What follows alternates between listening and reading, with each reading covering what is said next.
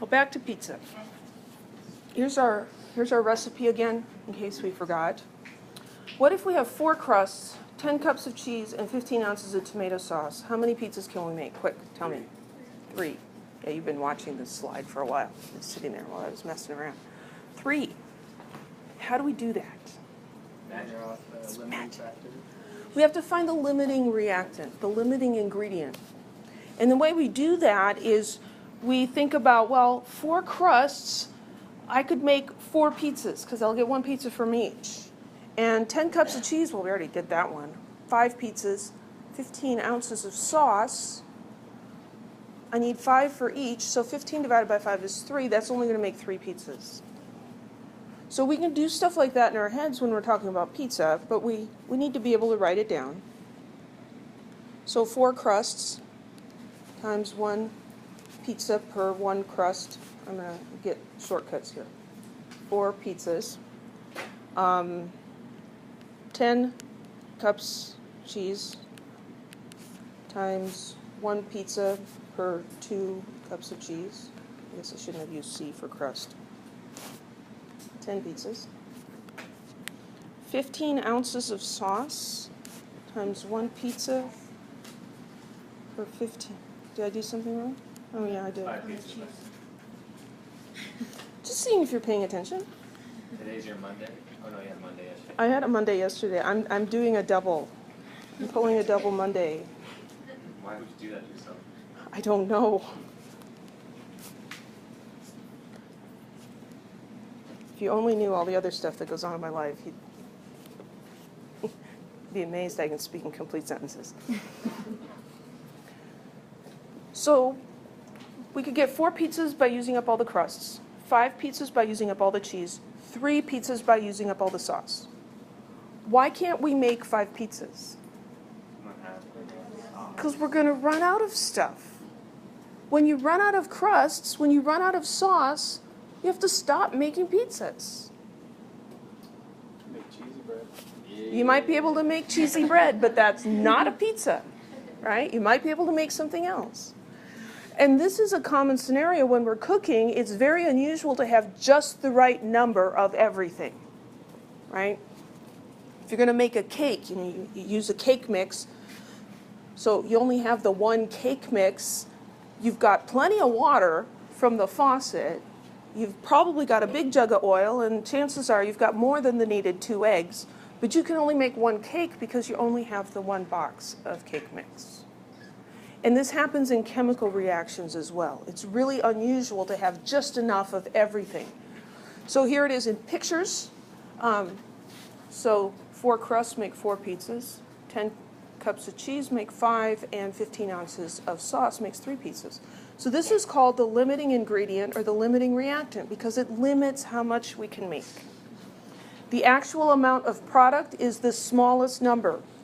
So we take each of the ingredients and we figure out how much product could we make from that ingredient.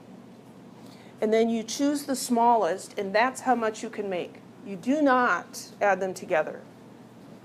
It's tempting. You see a series of numbers and you want to do something with them. No, we're just picking the smallest one, okay? So the limiting reactant is the one that makes the least amount of product. The number of pizzas that we can make from that limiting reactant is called the theoretical yield. Yeah, you can read that. So with chemical reactions, when we have more than 1 reactant, it's very likely that one of them will get used up first. When that gets used up, the reaction stops, just like pizza making stops when you run out of sauce. So the reactant that limits is called the limiting reactant. That limiting reactant gets completely consumed. The other reactants are left over. There's excess of them. They are excess reactants. So in that pizza scenario, we had extra crusts and extra cheese left over, right? What happens to them? They just sit there and don't do anything. And that's what the excess reactants do. They're just there. They don't do anything. So the theoretical yield is not the same as how much you actually get. How much you actually get is called, very cryptically, the actual yield. So when you're making pizzas, what if you get distracted because the dog got out and you go chasing the dog and you didn't hear the timer and you come back and your house is full of smoke and you burned a pizza? Well, you don't have 3 pizzas now, you've got 2 pizzas. Things happen. You drop one on the floor. So the actual yield is how much you actually make, and we use percent yield to express the efficiency of a reaction. Percent yield is the actual yield divided by the theoretical yield times 100%. So it's the part that actually gets made, divided by the whole, the largest number possible. So the closer to 100% that is, the more efficient your reaction is. So if you were employed at Me and Ed's or something, and your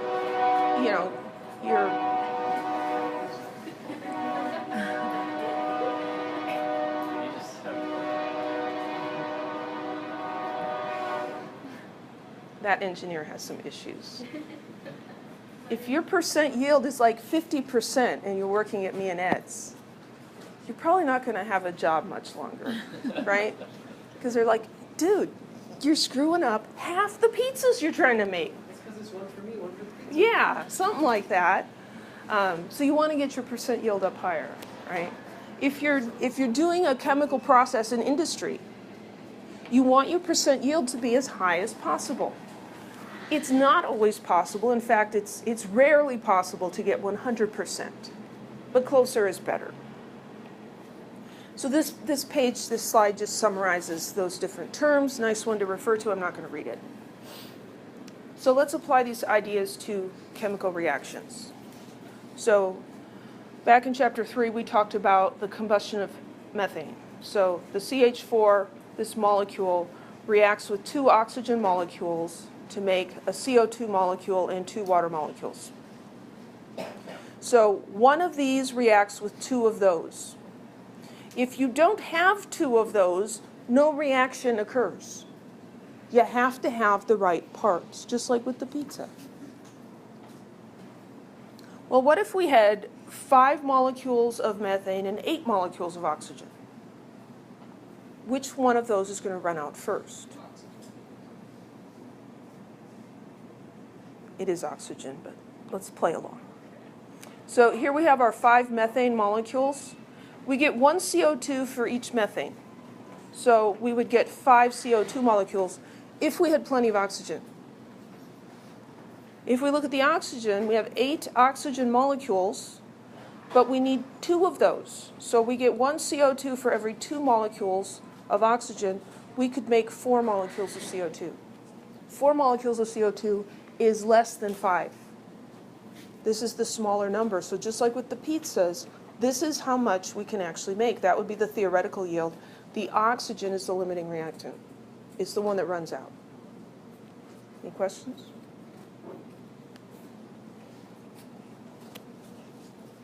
So this slide summarizes how your book instructs you to do these sorts of problems. There's nothing wrong with this method. It works fine. I find that some students get confused by it, so I'm going to show you something slightly different. So when you're doing a limiting reactant problem, and how do you identify a limiting reactant problem?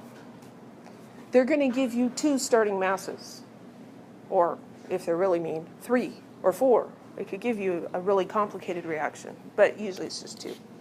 They're going to give you 2 masses, mass of one product, mass of another product.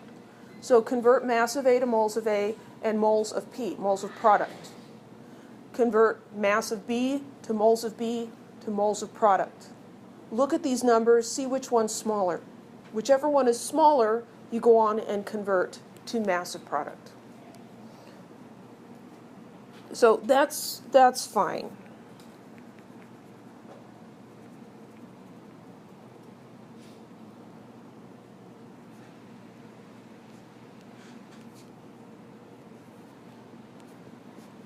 This is what I'm going to show you. Oh, that didn't need to be that big.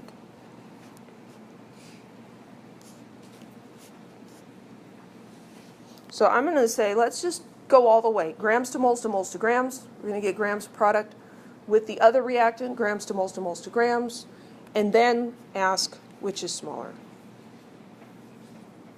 Come on, I want to change the color. Pick the smaller.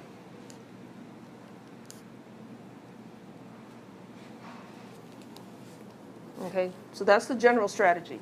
Limiting reactant problem, you're going to do the stoichiometry calculation twice. So ammonia can be synthesized by the reaction. 3H2 plus N2 yields 2NH3.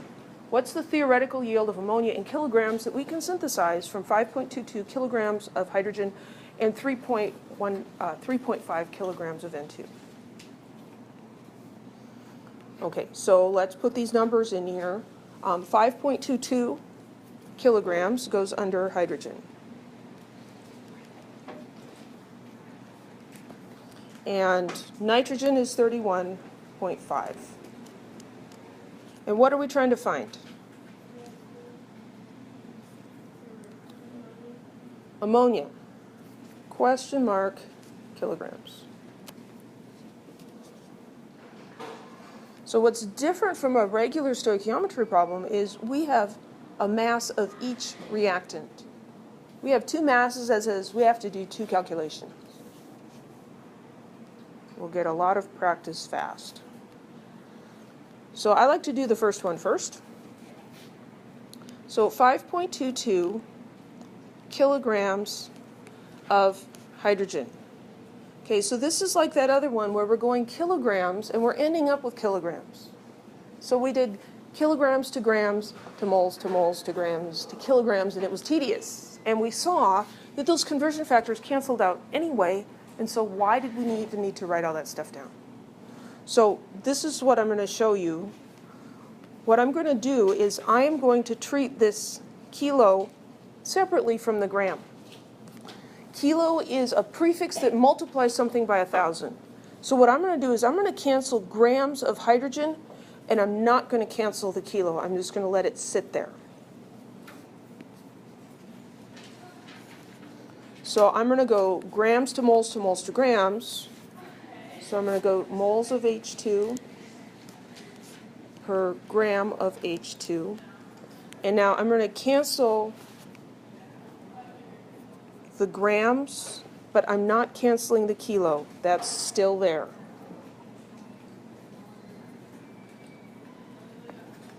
Grams to moles, so next is moles of NH3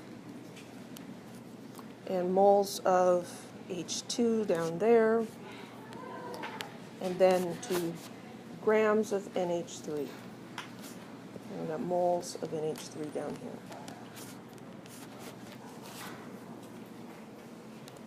Look at the units. What is not canceled out?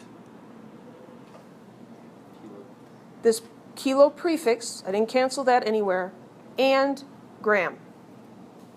I can put those back together and have kilograms. If that bothers you, and it does bother some people, do it the other way, that's fine.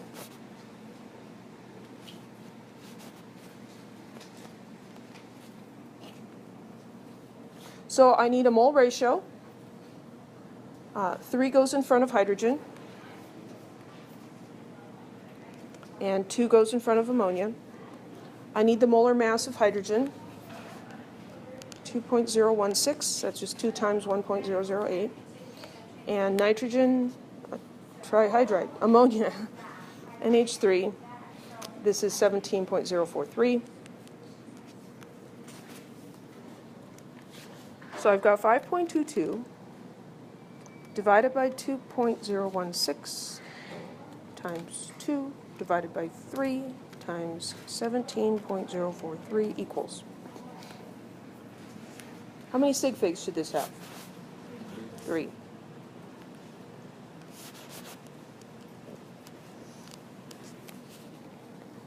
So that's my amount of ammonia that I can make if I use up all the hydrogen. Any questions? We're going to do a very similar calculation starting with 31.5 kilograms of nitrogen.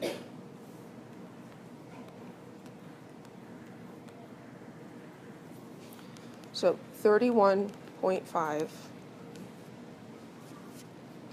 kilograms of nitrogen.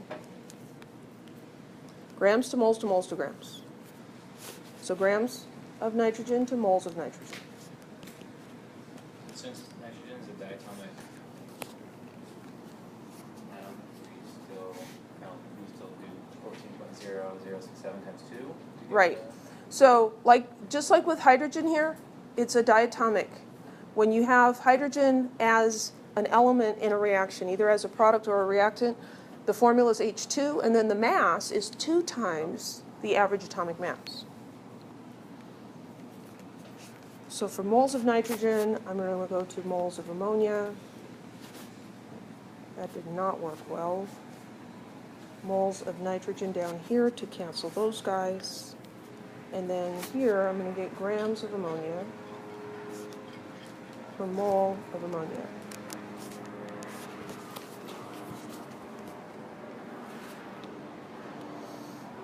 Look at the units in this last term. Grams of ammonia per mole of ammonia, grams of ammonia to mole of ammonia. The last term ends up being the same. That's why I prefer to just go all the way to the end. It takes like, I don't know, 5 seconds longer maybe. We can just copy that one down. Our mole ratio, again, be sure to go back and look at the equation. In front of nitrogen is an understood 1, and in front of ammonia is a 2. And then I need the molar mass of nitrogen, 2 times 14.01, 28.02. Again, I did not cancel out the kilo. It's still sitting there, just like an X in algebra. So here's the kilo, and there's the gram. Those are the two things that didn't cancel out. 31.5 divided by 28.02 times 2 times 17.043. 38.319. Did I do that right? Okay.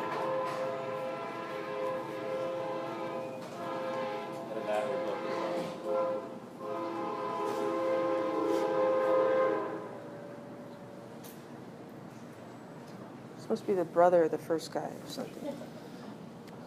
Maybe it's his. I don't know, I'm not going to go there. Anyway. So which of these is our answer? The smaller one. Okay? Sometimes what I see, especially on like lab reports or the written portion of an exam, is a student will do a problem and they'll write all this out and then they stop. I can't give you full credit for this. You haven't chosen an answer. The question is, what's the theoretical yield of ammonia in kilograms? You can't have two answers. It's the smaller one. So this one's smaller, so we're going to say that the answer, we're going to round it for our final answer, is 29. Maybe they're after the guy in the train.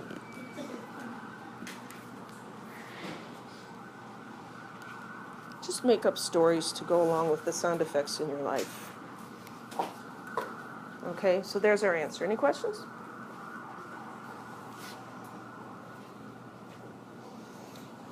Oh, there's another one. Awesome. You made the slides, didn't you? I knew it was there. I was just hoping that maybe it had disappeared. Now this one is a little different. You didn't see. But this one's different, and so we need to do this one. So mining companies use this reaction to obtain iron from iron ore. So here's the iron ore, iron 3 oxide, and they heat it with carbon monoxide, and that converts the iron 3 oxide into iron and gives off carbon dioxide. So we're told that the reaction of 167 grams of Fe2O3 with 85.8 grams of CO produces 72.3 grams of iron. Determine the limiting reactant, theoretical yield, and percent yield. There are 3 answers required. So I've graded one of your real lab reports now, Experiment 1A, and some of the questions were asking for 2 answers and an explanation. And some people only gave me 1 answer. That's not full credit. If they ask for 3 things, you have to give 3 things. They also need to be the correct 3 things. So let's take our numbers and write them in under the equation. So Fe2O3, 167 grams of that.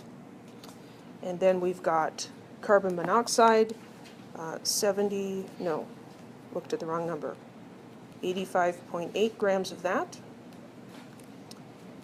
And then it says 72.3 grams of iron.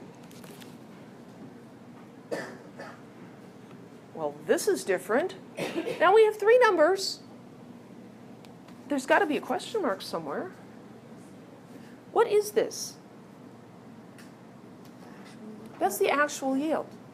They're saying this much of this and that much of that reacted and made this. That's the actual yield. You can't just pull that off the periodic table or anywhere. They kind of have to give it to you. In lab, when you do a reaction and you weigh your product, that's your actual yield. And then the theoretical yield is always calculated using stoichiometry. So this is my actual yield.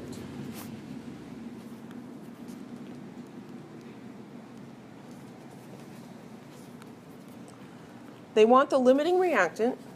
So to find the limiting reactant, I need to take each of the reactants separately and calculate the amount of product and see which one was smaller, and that's the one that's my limiting reactant. And they want the theoretical yield. Well, the theoretical yield would be, I'm running out of colors. Let's do purple. How many grams of iron can we make? And then the percent yield, we need the actual yield and the theoretical yield.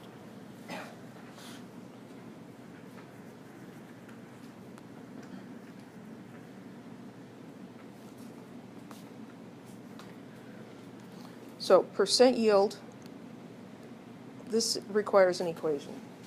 Percent yield is the actual yield divided by the theoretical yield. I call him Theo for short, times 100%. Well, we have one of these things, right? We have the actual yield. We can put that in. So 72.3 grams of iron. We need to find the theoretical yield. Any questions?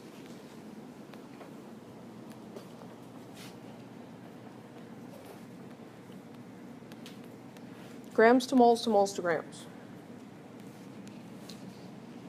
167 grams of Fe2O3. Grams to moles.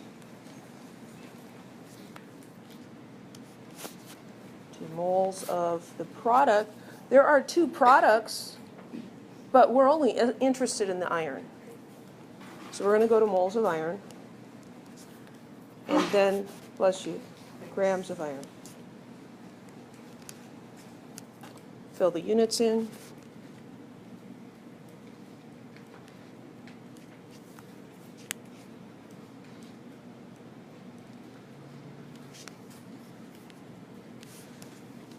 So we need the molar mass of Fe2O3. So 2 times the mass of iron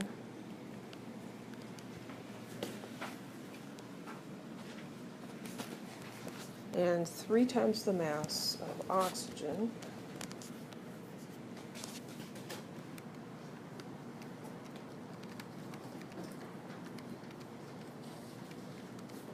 $215.55. I screwed that one up yesterday too. Did I do it right this time?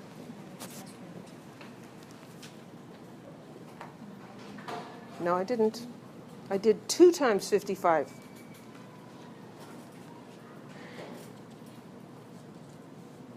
I wrote it out right. I put it in my calculator wrong. 159.7.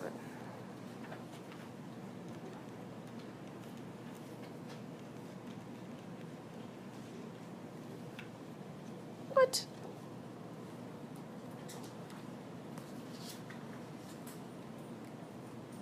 Okay, that was scary. 159.7 grams per mole. So you start ready too. I didn't search Heredit 2. I was going back and forth. Oh. I was redoing, and so it was the 2 I had erased coming back. I have trouble with 2s coming back to haunt me. Just don't listen to anything I say today.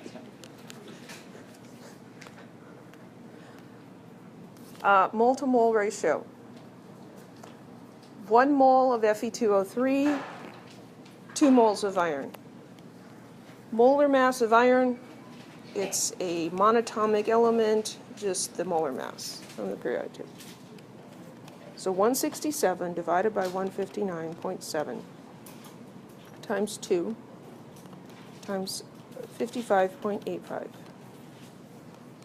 Well, at least this number looks familiar.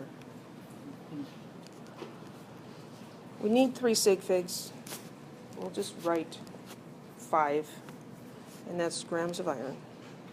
Are we done? No. Question? So when we have a diatomic element, what do we classify to? When you have a diatomic element,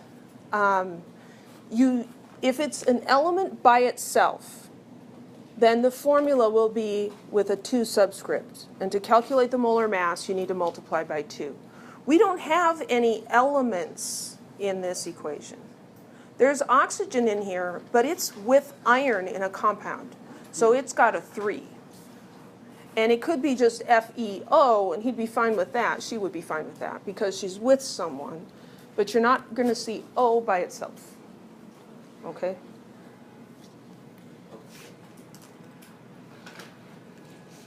Oh. Oh, well. It's a deep subject. 85.8 grams of CO. So 1 mole of CO per some grams of CO. And then we've got moles of iron per mole of CO. See, both of these we're going to the same thing at the end.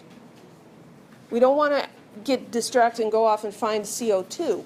You can do that, but it doesn't help with answering the question. So we've got that, and then we've got grams of iron to moles of iron at the end. And again, that ends up being exactly the same as the first one. So that's a little savings right there. Mole ratio, 3 in front of the CO, 3 in front. Trying to write a 3. And in front of iron is a 2. And then we need the molar mass of CO, which is not too difficult. 12.01 plus 16. I believe that's 28.01.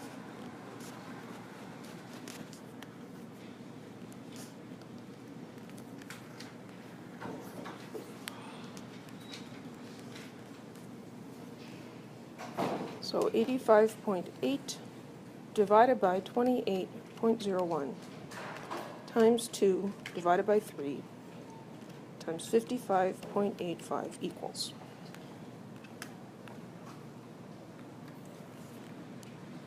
114.05 grams of iron. What's our theoretical yield?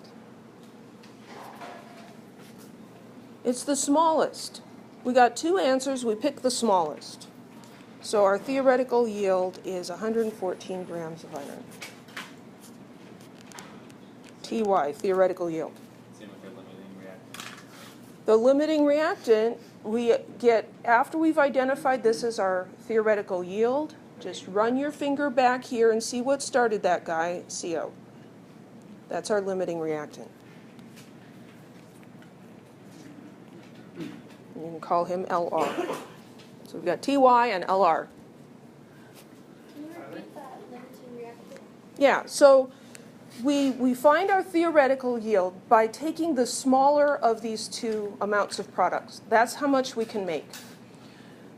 That's all we can make because what we calculated that from gets used up.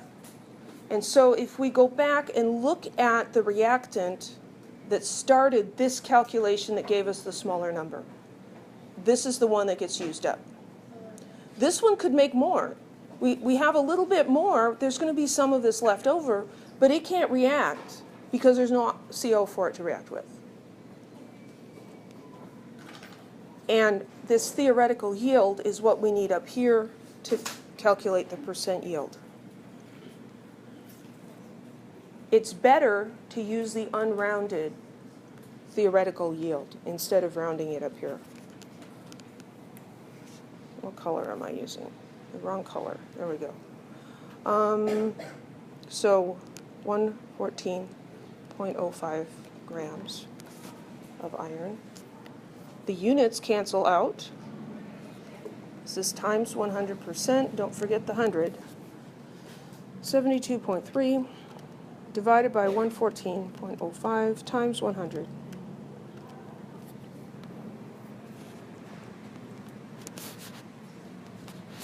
That would have 3 sig figs, toss in a couple extras, and so we've got 63.4 is our percent yield. Any questions?